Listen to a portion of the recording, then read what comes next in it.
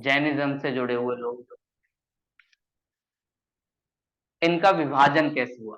पहली बात ये आती है, जैन धर्म विभाजन। सब अच्छा ही चल रहा था, तो ऐसा क्या हो गया कि इनका विभाजन हुआ। जैसे हम लोगों ने बौद्ध धर्म में देखा था महायान हीनयान, ऐसे ही जैन धर्म में भी विभाजन होता है। वैसे विभाजन का कारण क्या होता है? इसका सबसे बड़ा कारण है अकाल।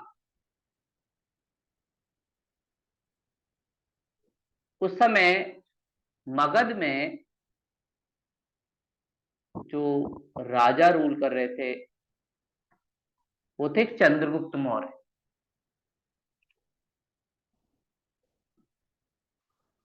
चंद्रगुप्त मौर्य राजा थे, और चंद्रगुप्त मौर्य के समय मगध में एक बहुत बड़ा अकाल पड़ा।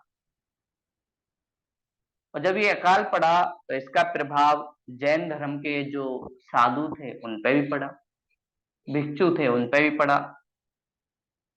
तो कुछ लोग इस अकाल में जाना चाहते थे कहीं और खाने की तलाश में, या अपने जीवन को बचाने के लिए कुछ लोग नहीं जाना चाहते। तो कुछ जैन भिक्षु भद्रभाऊ के नेतृत्व में दक्षिण भारत चले गए। भद्रभाऊ की लीडरशिप में ये दक्षिण भारत चले गए, और इनके साथ ये चंद्रगुप्त मौर्य भी गए। राजा के पास ही जब खाने को नहीं तो वो भी इनके साथ गए।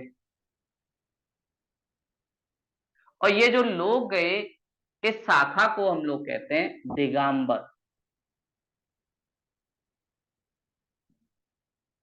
दिगंबर कहने का मतलब, दिग मतलब होता आकाश। इनका जो वस्त्र है वो आकाशीय, मतलब ये निर्वस्त्र रहते थे। जैन धर्म में शुरुआत में सभी लोग निर्वस्त्र रहते थे, जो बड़े बड़े बौद्ध भिक्षु जैन भिक्षु हुआ करते थे, साधु हुआ करते थे, कपड़े नहीं पहनते थे। जब ये भद्रबाहु चले गए, वहीं दूसरी तरफ कुछ लोग स्थूल भद्र जी के नेतृत्व में नहीं गए और वो यहीं रुके रहे। तो इन्होंने, जब ये यहीं रुके रहे, इनके साथ साथ और भिक्षु भी रुके रहे, तो इन्हें लगा दक्षिण भारत में जो गए हैं वो तो अब वापस आएंगे नहीं। तो इन्होंने अपनी नई परंपराएं शुरू कर दी, और इन लोगों ने श्वेत वस्त्र धारण कर लिए, उन्हें पहनने लगे। इसलिए इनको कहा जाता है श्वेतांबर, कि जो श्वेत वस्त्र पहनेगा वह श्वेतांबर। ऊपर हमने देखे दिगंबर, ये थे श्वेतांबर। जो निर्वस्त्र रहते हैं वो है दिगंबर, जो कपड़े पहनते हैं वो भी सफेद, वे हैं श्वेतांबर। आपको आपके आसपास भी अभी ऐसे लोग दिख जाएंगे जो जैनी लोग, कुछ हैं जो कपड़े नहीं पहनते, कुछ हैं जो कपड़े पहनते हैं, लेकिन उनका जो कपड़ा होता है वो सफेद होता है, तो वो श्वेतांबर का है। और जब ये दक्षिण भारत के भिक्षु उत्तर भारत आए, इन्होंने देखा कि स्थूलभद्र वाले लोगों ने सफेद कपड़े पहन रखे हैं, तो इन्होंने इस चीज का विरोध किया। तो दिगंबर ने श्वेतांबर का विरोध किया कि भाई आप लोगों ने ये वस्त्र कैसे धारण कर लिए, वस्त्र तो पहनने ही नहीं होते, आप लोगों ने पहन लिए। और इसी की वजह से विभाजन हुआ जैन धर्म का। तो कुछ लोग जो वस्त्र पहनते हैं वे श्वेतांबर में कहलाते हैं, जो लोग वस्त्र नहीं पहनते वो दिगंबर कहलाते हैं। तो ऐसे जैन धर्म का डिवीजन हुआ। फिर उसके बाद भद्रबाहु के नेतृत्व में जो लोग थे, उन्होंने दक्षिण भारत में जाकर भी जैन धर्म को काफी फेमस करवाया। और ये लोग कर्नाटक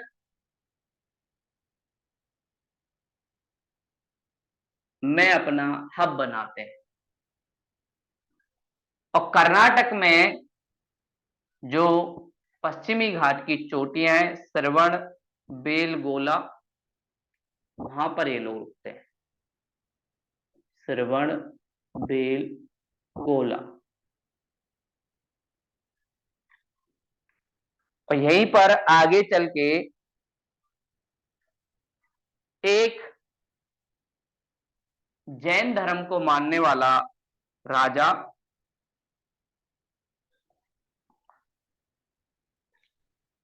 जो सामंत एक तरीके से था, नीचे काम कर रहा था, तो गंग वंश यहां पर रूल करता था। उसके एक सामंत थे जिनका नाम था चामुंड राय। सामंत चामुंड राय।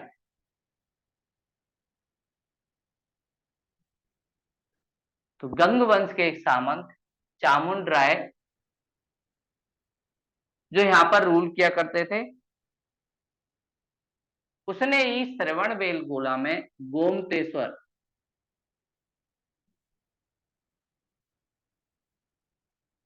एक बहुत बड़ी मूर्ति बनवाई। गोमतेश्वर एक प्रतिमा बनवाई, और जिसे बोला जाता है बाहुबली। बाहुबली मूवी देखी होगी, कहीं ना कहीं हो सकता है इसी से अहंकार हो। तो एक जैन भिक्षु बाहुबली की बहुत बड़ी मूर्ति बनवाई। क्योंकि ये दिगंबर संप्रदाय से जुड़े हुए थे, तो इसका मतलब इस मूर्ति में भी वस्त्र नहीं हुई, तो निर्वस्त्र ये मूर्ति बनी। और यहाँ पर इनका अभिषेक होता है। एक अभिषेक जो साल में 12 साल में एक बार होता है, जिसमें इनका केसर से, सोने से, चांदी से, सबसे अभिषेक किया जाता है। और नॉर्मल टाइम में इनका अभिषेक दूध से और जो पदार्थ होते हैं उनसे किया जाता है। और ये मूर्ति काफी ज्यादा फेमस है। तो भद्रबाहु वाले जैन धर्म को दक्षिण भारत भी ले गए। फिर उसके बाद क्या हुआ, स्थूल भद्र वालों को लगा कि अब भद्रबाहु तो आएंगे नहीं, सारे जो ग्रंथ थे जैन के वो पताते भद्रबाहु। तो स्थूल भद्र और उनके साथियों ने मिलके जैन धर्म से जुड़ी हुई कई सभाएं की। जैन सभा हुई। इन सभाओं का काम क्या था कि कैसे जैन धर्म से जुड़े हुए ग्रंथों को वापस से लिखा जाए। तो पहली जो सभा थी, ये सभा मगध में हुई, और पाटलिपुत्र जो मगध की राजधानी थी वहीं पे हुई। तो पाटलिपुत्र में ये सब लोग बैठे,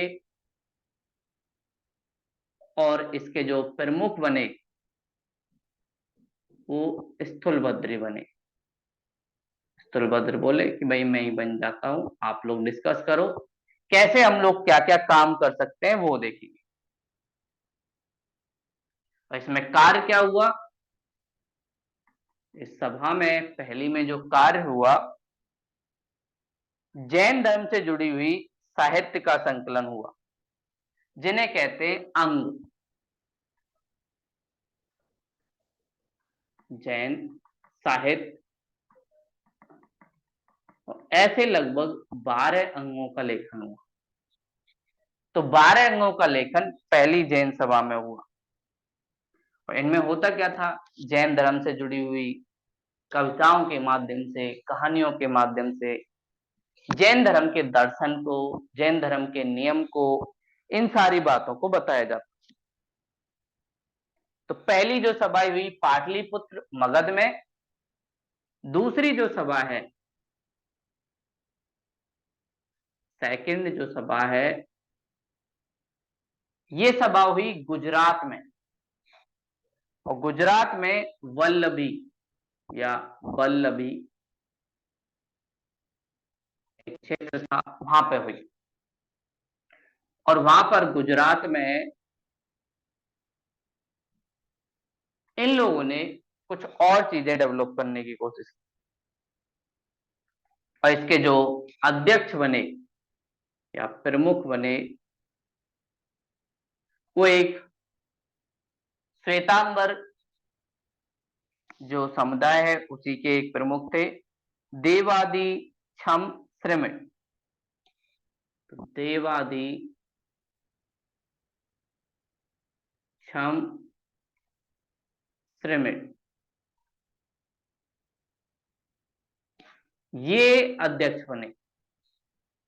और इसमें कार्य क्या हुआ, इसमें जैन ग्रंथों के जितने भी टेक्स्ट थे उनको मागधी और प्राकृतिक भाषा में चेंज कर दिया। इसे कहते हैं अर्ध मागधी प्राकृत भाषा। ऐसा क्यों किया गया, जिससे स्थानीय भाषा में अगर होगा तो लोग पढ़ सकेंगे, लोग पढ़ेंगे तो लोगों में जागरूकता आएगी और जैन धर्म का प्रचार प्रसार होगा। इसलिए ये लोग स्थानीय भाषा में जो भी जैन ग्रंथों के बारे में इनको जितना भी पता था उसे लिखने की कोशिश करते। तो ये दो सभाएं, पहली सभा पाटलिपुत्र में प्रमुख स्थूलबद्ध जिसमें 12 अंग लिखे गए जैन साहित्य, दूसरी सभा वल्लभी गुजरात प्रमुख देवादि छम श्रमण, इसमें काम अर्धमागरी प्राकृत भाषा में जैन ग्रंथों का संकलन किया गया।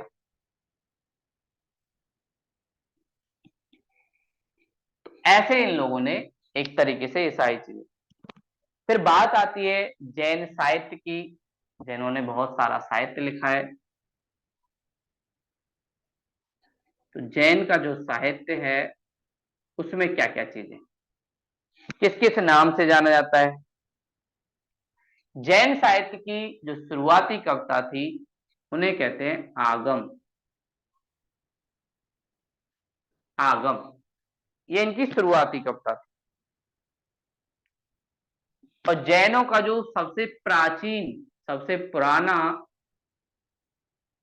जो ग्रंथ है उसे कहा जाता है पूर्व। पूर्व का मतलब ही होता है पुराना। पूर्व ग्रंथ के नाम से ये लिखे गए। और इनमें है क्या, महावीर जी के उपदेश, ये सारी चीजें आपको इसमें दिखती हैं, नियम, ये सब मिलेगा। अगला इनका एक और बुक अचरांग सूत्र। अचरांग सूत्र, इसमें क्या मिलता है, इसमें नियम है जैन भिक्षुओं के लिए।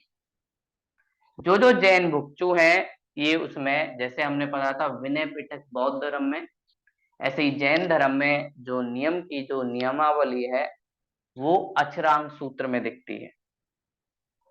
तो भिक्षुओं के द्वारा नियमों का पालन, नियम का पालन कैसे करना है, कैसे उन्हें अपना जीवन चलाना है, ये सारी चीजें हमें इसमें दिखती है। उसके बाद भगवती सूत्र, ये भी एक जैन धर्म से जुड़ी हुई एक बुक है भगवती सूत्र। और इसमें महावीर जैन के जीवन के बारे में है। जैसे जातक कथाओं में हमने बौद्ध धर्म के बारे में देखा था, बुद्ध जी के जीवन से जुड़ी बातें, ऐसे ही भगवती सूत्र में महावीर जैन के जीवन के बारे में, इसलिए इसे कहा जाता है महावीर जैन की जीवनी, लाइफ के बारे में, उन्होंने क्या किया, बचपन कैसा रहा, ये सारी चीजें हैं। और फिर उसके बाद कर्नाटक में एक नया समुदाय शुरू हुआ। कर्नाटक में एक नया समुदाय जिसका नाम था आजीवक। तो आजीवक जो समुदाय है, वो जैन धर्म से जुड़ा हुआ है, जो कर्नाटक में हुआ, जहां पर भद्रबाहु और उनके लोग गए थे वहीं पर। ऐसे इन लोगों ने किया। और एक जैन साहित्यकार काफी ज्यादा फेमस है, हेमचंद्र। इन्होंने बहुत सारी बुक लिखी हैं, बहुत सारे ग्रंथ लिखे हैं।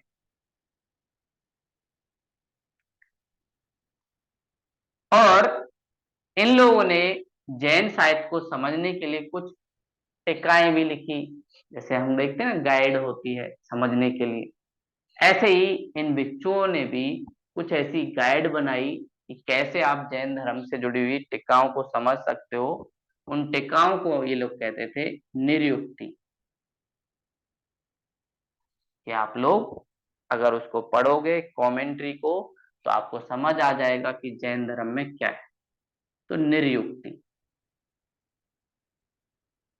ऐसे ही जैन के टेक्स्ट टेक्स्ट का विकास हुआ। और जैन धर्म वाले लोगों ने, और इनकी बात की जाए क्या क्या इनका योगदान है, तो इन्होंने अलग अलग भाषाओं में ये सब ग्रंथ लिखे, जिसकी वजह से कुछ भाषाओं का विकास भी हुआ। कुछ भाषाओं के विकास में भी जैन धर्म का एक इम्पोर्टेंट या महत्वपूर्ण योगदान है। जिसमें कौन कौन सी भाषाएं थी? प्राकृत, प्राकृत जो भाषा है उसके विकास में इनका योगदान है।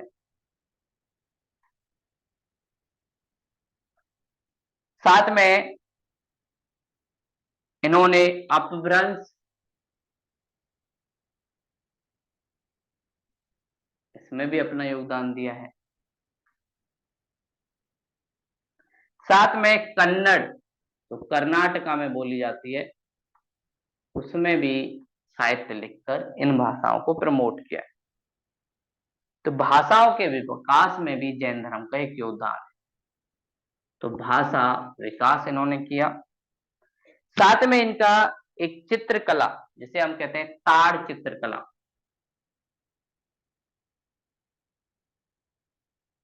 जो भी जैन ऋषि मुनियों के द्वारा की गई। ताड़ चित्रकला में क्या है? नेत्र बड़े बड़े होते हैं, नेत्रों को बहुत बड़ा बड़ा दिखा जाता है।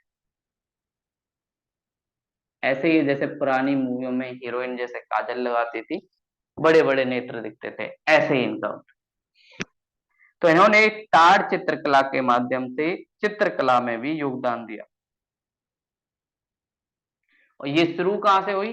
तीर्थांकर के चित्र बनाए जाते थे पहले, जो इनके गुरु हैं उनके चित्र बनाए जाते थे। धीरे धीरे फेमस हो गई, फिर लोग इसका उपयोग करने लगे। तो ऐसे जैन धर्म चला और उसने हमारे उसमें योगदान दिया। तो यहीं तक जैन धर्म था। अब हम अगला, जैसे ही हम ये सारी चीजें देखते हैं कि भाई इन धर्मों का विकास हुआ, और यहीं से हमें पता चलता है एक नए साम्राज्य का विकास होता है, मौर्य साम्राज्य, जो भारत का द्वितीय नगरीकरण भी है। तो मौर्य साम्राज्य का विकास के कारण हमने देखे ही थे कि पहली बात तो भाई इनके पास आयरन था, लोहा, इसलिए ये अन्य 15 महाजनपदा को जीत पाए। तो मौर्य साम्राज्य जो सबसे ताकतवर बन के उभरा, इसने 15 महाजनपदाओं को अपने अंडर। और इसके कारण क्या थे? इसके कारण बिल्कुल वही थे। पहली बात, इनके पास लोहा था, और लोहा कहां से आया? छोटा नागपुर पठार। इनके पास गंगा नदी थी, इसलिए कृषि का विकास हुआ, व्यापार का विकास हुआ। साथ में परिवहन, जल परिवहन, साथ में इनके पास सेना, जिसके पास लोहे के हथियार है, जनसंख्या काफी ज्यादा है, इसलिए सेना बनाने में आसानी है। तो ये कारण थे कि अदर जो 15 महाजनपदा थे उनको हराकर मगध ने अपना साम्राज्य बना लिया। अब इनके बारे में कुछ हमें स्रोत दिखते हैं। भाई कैसे पता चलता है क्या क्या है, तो इन स्रोतों को हम देखेंगे। सबसे पहले हमें देखेगा अर्थशास्त्र, जो किसने लिखा, चाणक्य ने, या कौटिल्य भी आप कह सकते हैं। तो अर्थशास्त्र जिसे लिखा चाणक्य ने या कौटिल्य ने। चाणक्य या कौटिल्य का अर्थशास्त्र, और ये बुक देखने में बेशक अर्थशास्त्र है लेकिन है किसकी, राजनीति।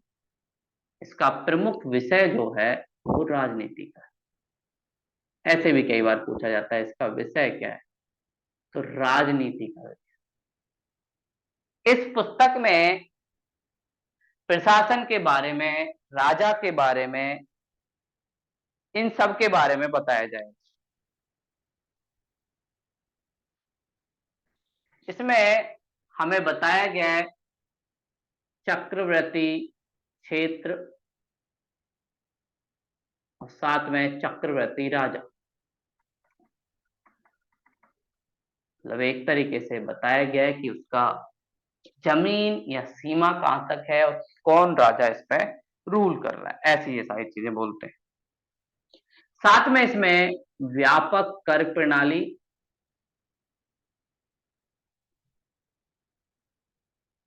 कैसे कैसे टैक्स लगेगा, किस किस पे लगेगा, इसके बारे में भी जिक्र मिलता है। साथ में सुरक्षा के लिए गुप्तचर प्रणाली, ऐसे ही जैसे हम लोग आईबी का यूज करते हैं आंतरिक सुरक्षा के लिए, रॉ का यूज करते हैं बाहर की सुरक्षा के लिए। साथ में ये लोग सामाजिक आर्थिक विकास, आर्थिक विकास कैसे समाज का विकास होगा इसके बारे में भी।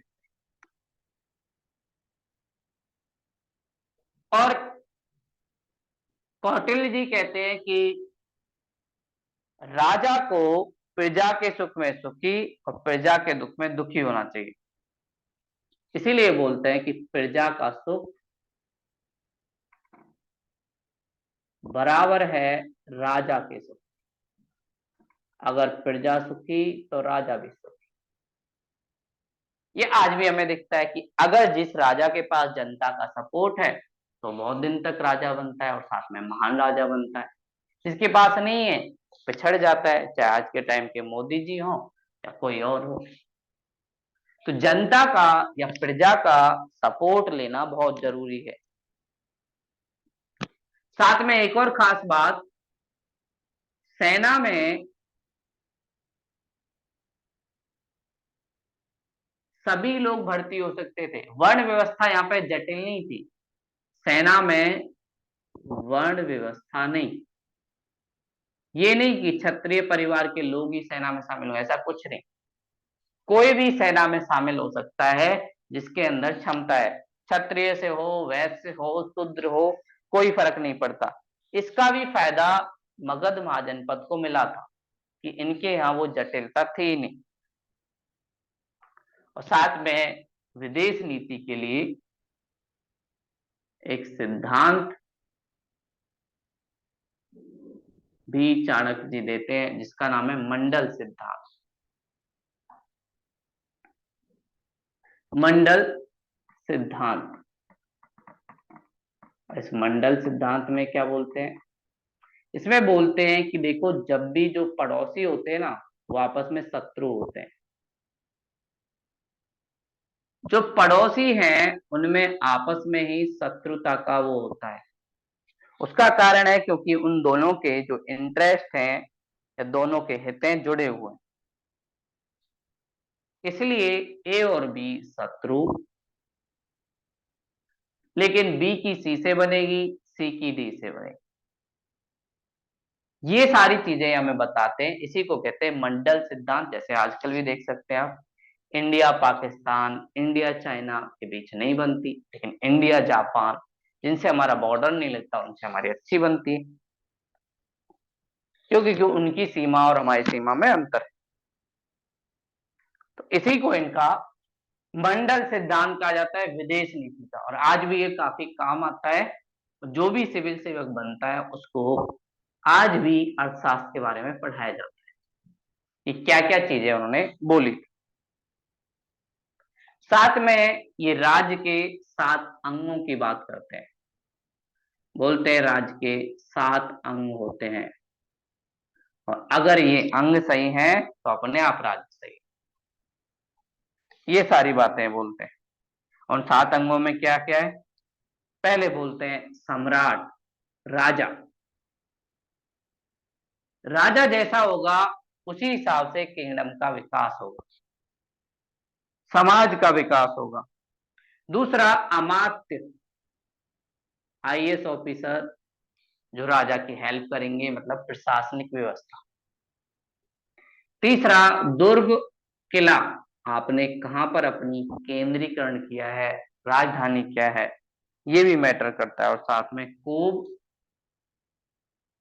कुछ अन्य लोग जो राजा की सहायता करते हैं, किले की सुरक्षा करते हैं। साथ में बल, आपके पास ताकत भी होनी चाहिए, प्यार से भी काम नहीं चलता, जब जरूरत पड़े तो बल का यूज करो। और साथ में बोलते हैं आप लोगों के मित्र होना भी जरूरी है, दोस्त। दोस्त नहीं होगा तो काफी ज्यादा दिक्कत होगी। और अगला राष्ट्र। इन सब 7 अंगों की बात करते हैं और बोलते हैं अगर ये 7 अंग सही से चले तो इसका मतलब अपने आप ही राज्य चलता रहेगा, और 7 अंगों में दिक्कत आई तो राज्य में भी दिक्कत आ जाएगी। ये बातें चाणक्य जी हमें बताते हैं। साथ में इन्होंने सर्वोच्च जो अधिकारी थे उनका भी एक ग्रुप बना रखा कि कैसे सर्वोच्च अधिकारी क्या क्या काम करेंगे, कैसे उनको बोला। तो पहले जो शुरुआत वाले 18 अधिकारी थे उनको बोलते थे तीर्थ।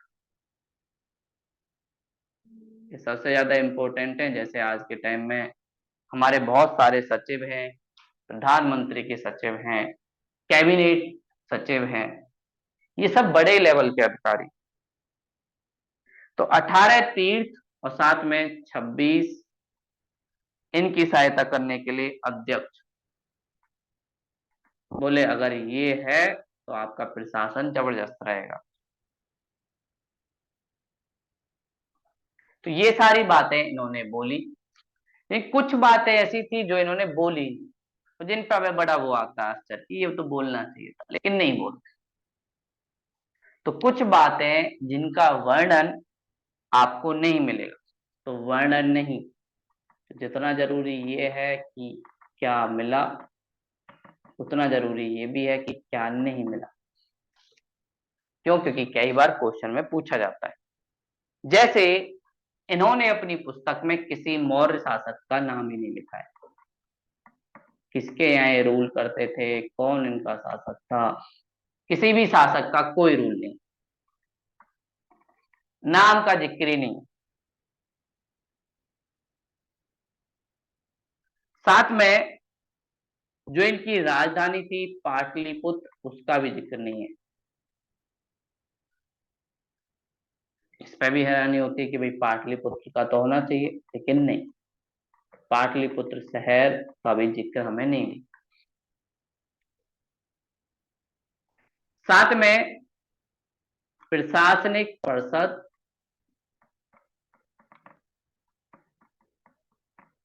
जो एक सभा की तरह होता है, पार्लियामेंट की तरह होता है, उसका भी जिक्र नहीं है। ना ही किसी सैनिक परिषद का जिक्र है। तो ये बातें हैं जो इसमें नहीं है। किसी मौर्य शासक का नाम नहीं है, पाटलिपुत्र शहर के बारे में कुछ नहीं बताया है, प्रशासनिक परिषद नहीं है, और ना ही सैनिक परिषद। इन सब के बारे में हमें कौटिल्य जी ने या चाणक्य ने कुछ नहीं बताया। तो ये तो हमने देखी चाणक्य की अर्थशास्त्र, जिसके द्वारा हमें पता चला कि क्या क्या चीजें उस टाइम थी मगध साम्राज्य में, कैसे प्रशासन चलता था, ये सारी बातें इसमें। अगली जो पुस्तक आती है वो है इंडिका, जो एक बाहर का व्यक्ति यूनान से आएगा और भारत में आएगा वो अपनी पुस्तक लिखेगा जिसका नाम है मेगस्थनीज। तो मेगस्थनीज की इंडिका से भी हमें बहुत सारी चीजें पता चलती हैं, क्या क्या चीजें उस टाइम हुआ करती थी। तो ये तो हमने अपनी बात कह दी। हो सकता है चाणक्य जी अपने व्यक्ति थे, अच्छी बातें ही लिख रहे हो, लेकिन कोई बाहर का आएगा तो वो और चीजें बताएगा, क्योंकि उसे डर नहीं है ना राजा का ना नौकरी का, ये सारी चीजें उसको नहीं। तो अगली जो पुस्तक इंडिका, और जिसको लिखेगा कौन, मेगस्थनीज। मेगस्थनीज अपनी पुस्तक लिखेगा इंडिका के नाम से। और ये मेगस्थनीज जो है, ये यूनान के एक शासक सेल्यूकस, यूनानी मतलब यूरोप से, शासक सेल्यूकस का राजदूत था। हमारे बहुत सारे राजदूत अलग अलग देशों में रहते हैं, ऐसे ही था। तो सेल्यूकस का राजदूत, और ये भारत आया। और ये भारत कब आया इसके बारे में भी जिक्र मिलता है। तो चंद्रगुप्त मौर्य के दरबार में इन्हें देखा गया। दरबार में आए थे, कुछ टाइम रहे भी, साथ में इन्होंने क्या क्या वर्णन किया। तो इन्होंने भारत की भौगोलिक स्थिति, भारत कैसा है, बारिश कैसी होती है, कहाँ पर पठार कहाँ पर नहीं, तो भारत की भौगोलिक स्थिति के बारे में इन्होंने जिक्र किया है।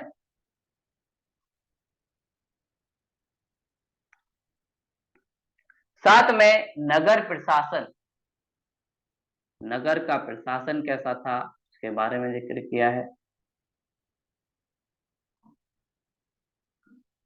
इसके अलावा सैनिक परिषद, इसके बारे में भी जिक्र करते हैं, कैसे सेना चलती, किसके अंडर काम करती है, किसके आदेश मानती है। इन्होंने पाटलिपुत्र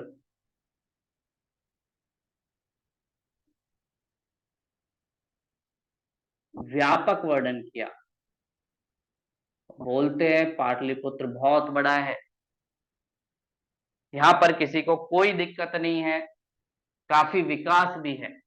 पाटलिपुत्र के व्यापक वर्णन में ये सारी चीजें ये बोलते हैं।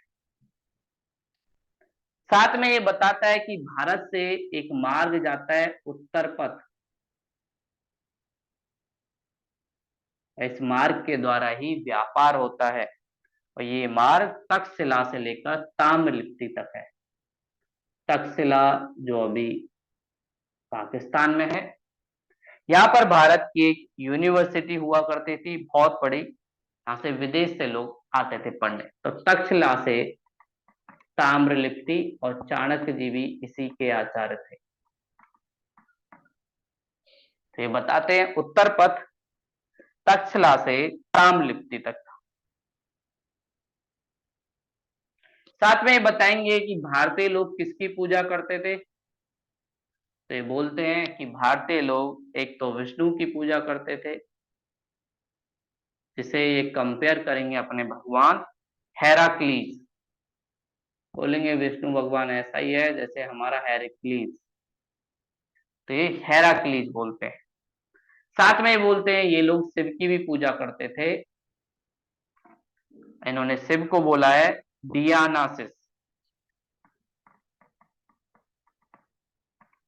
कि ये लोग शिव और विष्णु दोनों की पूजा किया करते। तो ये सारी बातें इन्होंने बताई, भारत में क्या चल रहा है, कैसे हुआ, ये सब बातें बताते हैं।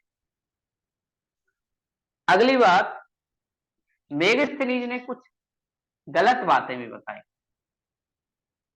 गलत या भ्रामक बातें, जिनका कोई सर पैर या लॉजिक नहीं। जैसे ये बोलते हैं भारत में दास प्रथा नहीं है, दास प्रथा नहीं, लेकिन हम लोग जब से पढ़ते आ रहे हैं हमारे यहाँ दास बनाया जाता था। आक्रमण में जब कोई हारता था तो उसको दास बनाया जाता था, उससे खेती करवाई जाती थी, घर का कार्य करवाया जाता था। तो ये तो दास प्रथा का ही एग्जाम्पल है। एक बात तो ये इन्होंने गलत बोली। दूसरा ये बोलते हैं अकाल नहीं पढ़ते थे इन्हें हमारे यहाँ,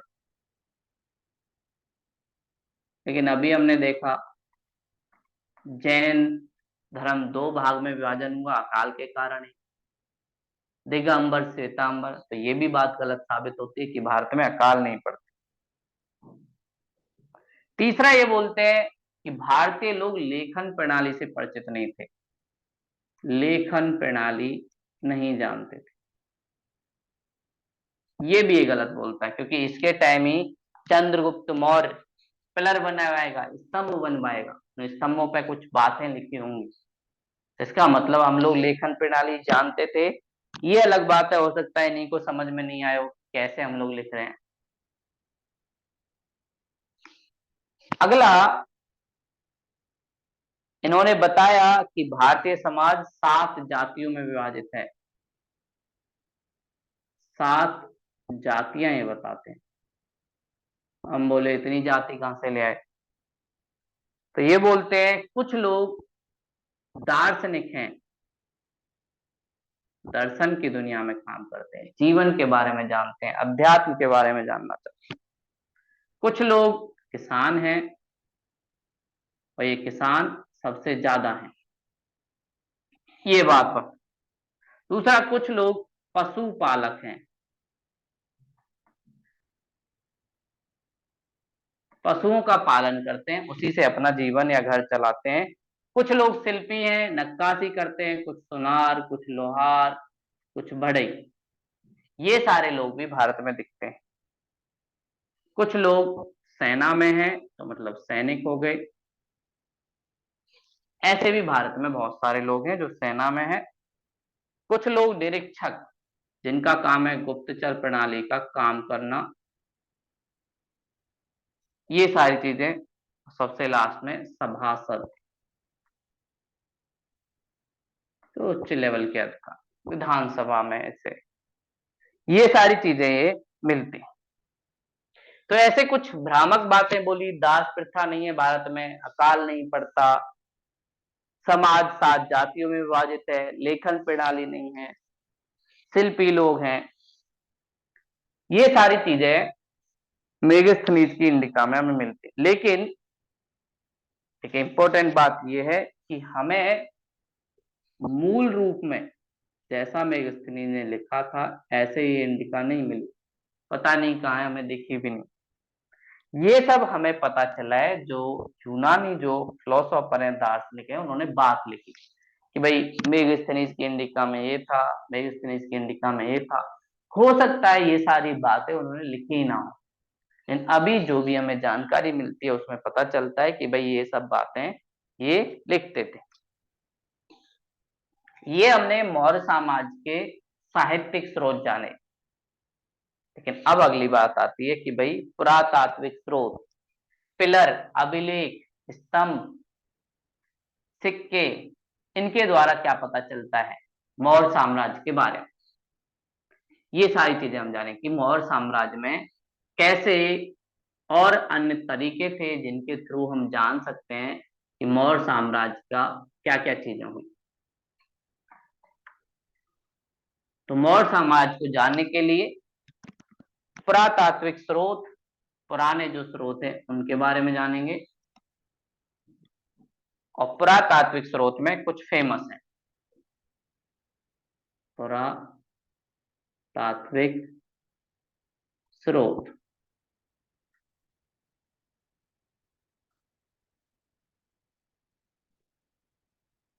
ये हमें दिखते हैं। तो इसमें सबसे पहले जो हमें दिखता है वो है चंद्रगुप्त मौर्य,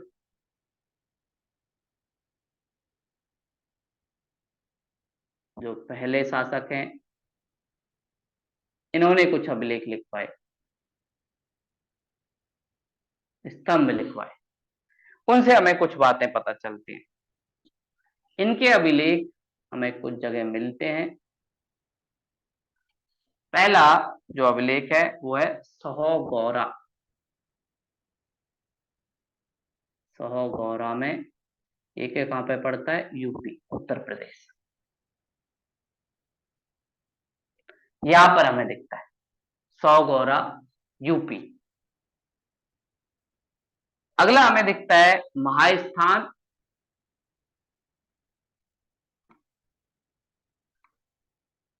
ये कहां पे दिखता है? ये दिखता है पश्चिम बंगाल। इससे एक बात पता चलती है कि पश्चिम बंगाल से लेकर उत्तर प्रदेश तक चंद्रगुप्त मौर्य का शासन था। और इनमें क्या पता चलता है? इनमें कुछ बातें लिखी हैं। जैसे एक बात लिखी है कि चंद्रगुप्त मौर्य ने अकाल के दौरान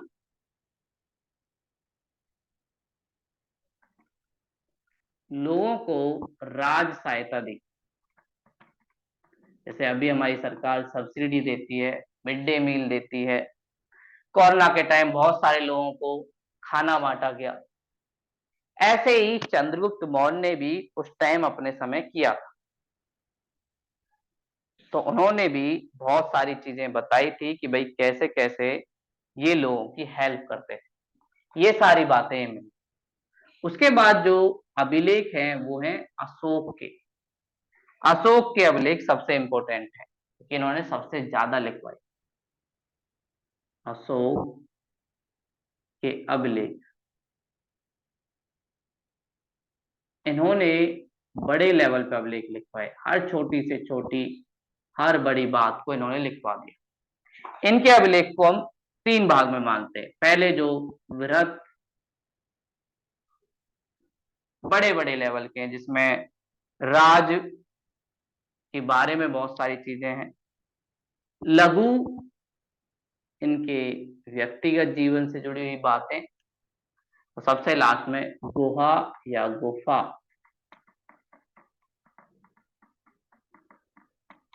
गुफा में जो अभिलेख लिखे जाते हैं उनकी बात। वृहद वाले में राज की एक घोषणा,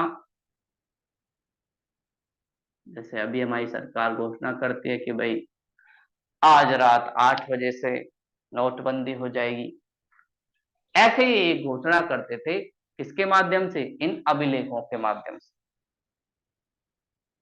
जैसे एक वृहद अभिलेख हमें दिखता है 13वां, जिसमें क्या लिखते हैं? कलिंगा युद्ध के बारे में दिख रहा है। कलिंग युद्ध जो उड़ीसा में हुआ, और वहां वर्णन मिलता है कि कैसे नरसंहार किया। किसने? अशोक ने। वहीं से उसका हृदय परिवर्तन होता है और फिर धीरे धीरे वो अपने हथियार को उठाना छोड़ देता है और शांतिपूर्ण तरीके से बौद्ध धर्म को ज्वाइन करके अपने प्रचार प्रसार में लग जाता। लघु शिलालेख में व्यक्तिगत जीवन, रानी, साथ में कोई त्योहार है उसको कैसे मनाया अशोक ने, ये सारी चीज। जैसे आजकल बहुत सारे ब्लॉग बनते हैं कि भाई ये कर रहा है, हमारा एक्टर ये कर रहा है, या हमारे सेलिब्रिटी ये कर रहे हैं। ऐसे ही ये सारी चीजें व्यक्तिगत जीवन से जुड़ी हुई बातें, इनकी पत्नी, इनके बच्चे, परिवार के बारे में ये सारी बातें होती। गुहा अभिलेख में इसने बनवाए थे बहुत सारे गुफा अभिलेख। बहुत सारे भिक्षुओं को दान में भी दिया। जैसे बाबरी पहाड़ी थी, उन पहाड़ी पर कुछ लिखवाया,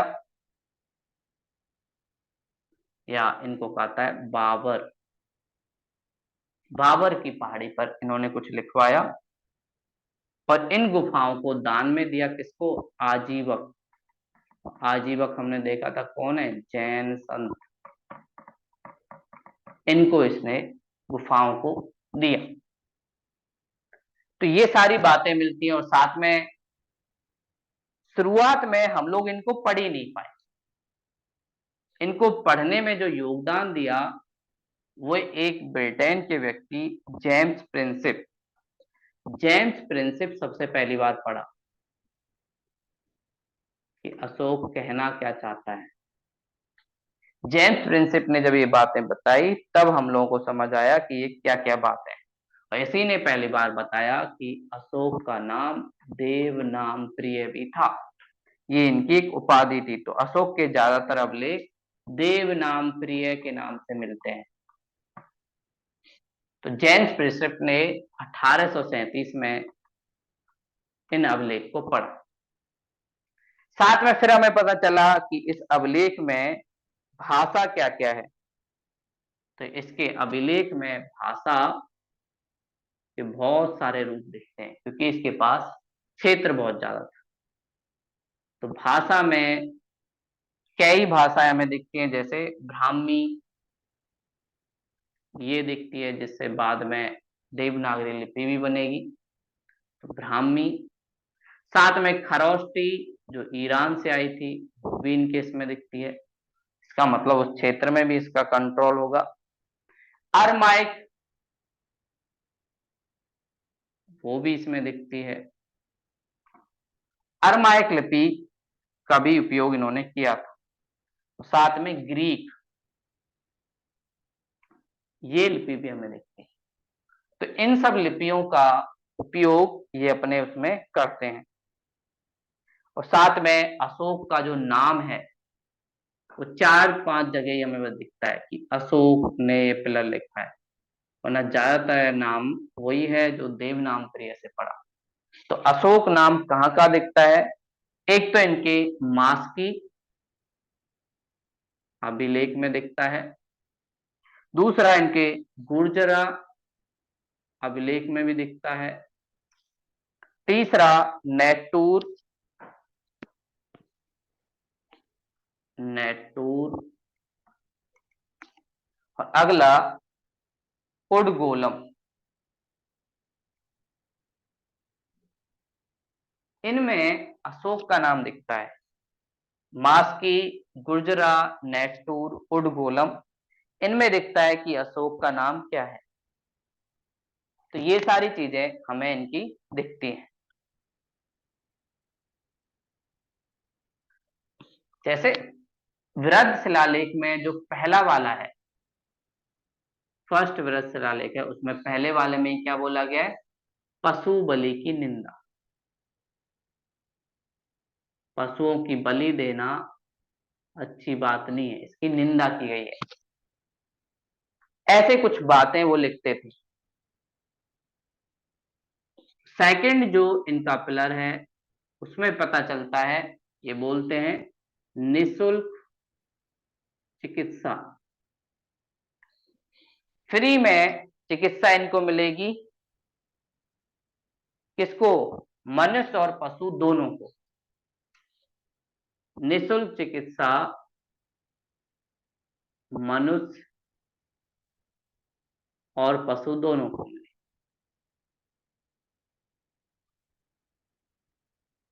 इसकी बात ये करते हैं कि मनुष्य और पशु दोनों को फ्री में चिकित्सा मिलेगी और वो लोग चिकित्सा लेने आ सकते हैं। जैसे अभी आयुष्मान भारत योजना है, फ्री में चिकित्सा की बात करती है, ऐसे ही इनके पशु बलि की निंदा पहले वाले में।